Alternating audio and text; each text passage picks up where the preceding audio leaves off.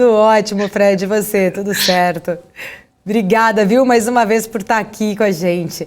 Ô Fred, só para a gente começar essa conversa, já estava falando agora há pouco, né, com o convidado anterior sobre setor de petróleo, já queria aproveitar o gancho falando um pouquinho, né, desse consumo mundial de petróleo, aí atingiu 99 milhões de barris por dia, agora em outubro, né, segundo uma análise semanal do Banco Safra, inclusive.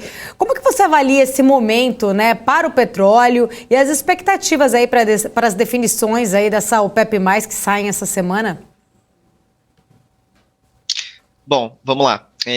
Alguns pontos aí que merecem a nossa atenção, Paula. Eu acho que o primeiro ponto é o seguinte, né? As posições compradas até outubro, por parte dos portfólio managers, dos hedge funds, estavam muito elevadas quando a gente compara com os dados históricos, né?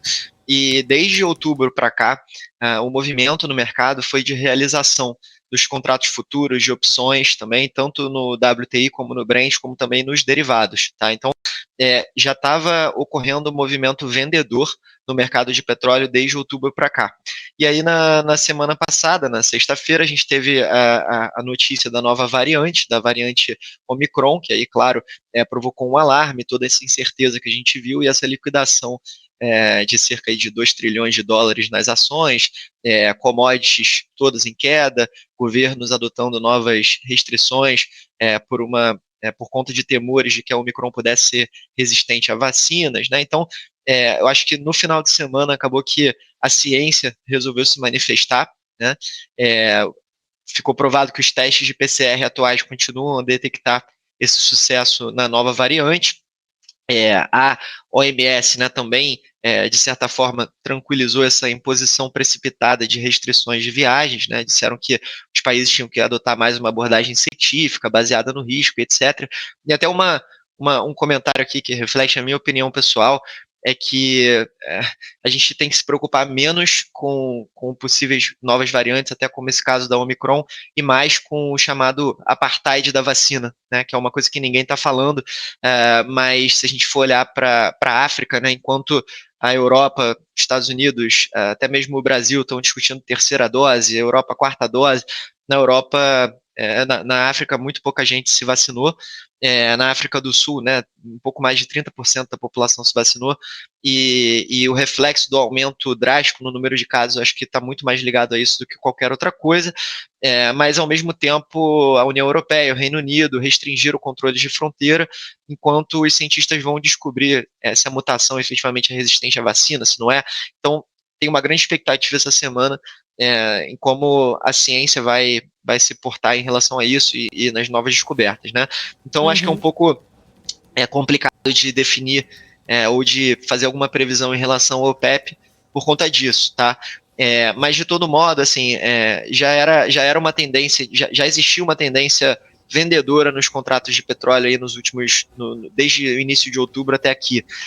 As vendas, desde outubro até o final da semana passada, né, final da semana retrasada, desculpa, antes dessa questão da variante, né, foram as mais altas nos últimos 3 meses, né, de acordo com os dados da ICE e do Futures Trading Commission. Então, essas vendas foram muito pesadas. Agora, nesse momento, a gente já existe um rebalanceamento de posições compradas e vendidas, então isso já está num cenário mais normalizado quando a gente olha para os dados históricos. E o ajuste ele veio muito por conta da liquidação de contratos, né? Não foram posições short sendo criadas, foram posições long que foram executadas. Isso aí é consistente com uma obtenção de lucros depois dessa grande alta que a gente viu ao longo desse ano todo. Então, como a especulação em outubro estava muito superaquecida, né, essas notícias que, de certa forma, são negativas para o consumo, acabaram pesando muito na mão, principalmente ali dos portfólio managers, tá? E aí cabe ressaltar que isso aconteceu até antes da liberação das reservas e dessa questão da variante Omicron. Tá? Então, só antes disso, até o dia 16 de novembro, teve um fluxo vendedor de 134 milhões de barris de petróleo. Tá? Entre o início de outubro e 16 de novembro, isso aí foi um dado muito relevante aí em termos de quando a gente compara com as séries históricas. E É, óbvio, a preocupação agora é a própria sustentabilidade da expansão econômica global, porque independente da variante, ela trazer uma preocupação relacionada à hospitalidade, né, a internações, a mortes, a questão também ela está nesse fechamento de fronteira, nos lockdowns, né, que a gente já tinha visto. Então, principalmente ali na Europa e na América do Norte, isso tirou um pouco do calor, tirou mais ainda o calor nos preços de petróleo. Falando especificamente sobre o SPR, né, que a gente chama de Strategic Petroleum Reserves, as reservas estratégicas de petróleo, eu acho que isso tem pouco impacto, tá, na precificação da commodity, por alguns motivos. Primeiro que, olhando aí para as vezes na história que as reservas elas foram liberadas, né, o estoque ele tem um impacto de muito curto prazo sobre os preços, sobre os spreads. É claro que eles podem alterar a trajetória do mercado em comparação a um cenário que não tem liberação nenhuma de reserva, mas isso não é 100% claro e também o efeito ele é, de certa forma, limitado. E o problema é que as liberações elas acabam demorando muito tempo e quando elas são anunciadas, às vezes os preços eles já estão caindo, a sensação de crise ela já voltou. E, em geral, os produtores de petróleo eles são relativamente céticos em relação a essa intervenção governamental, principalmente porque esse estoque ele é finito, né?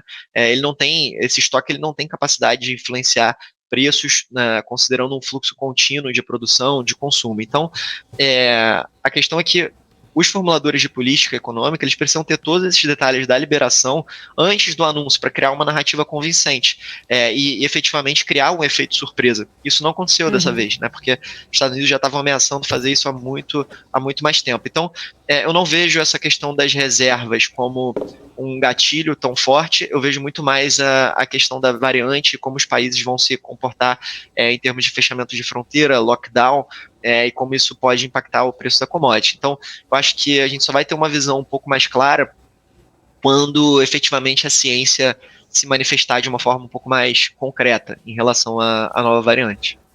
Uhum.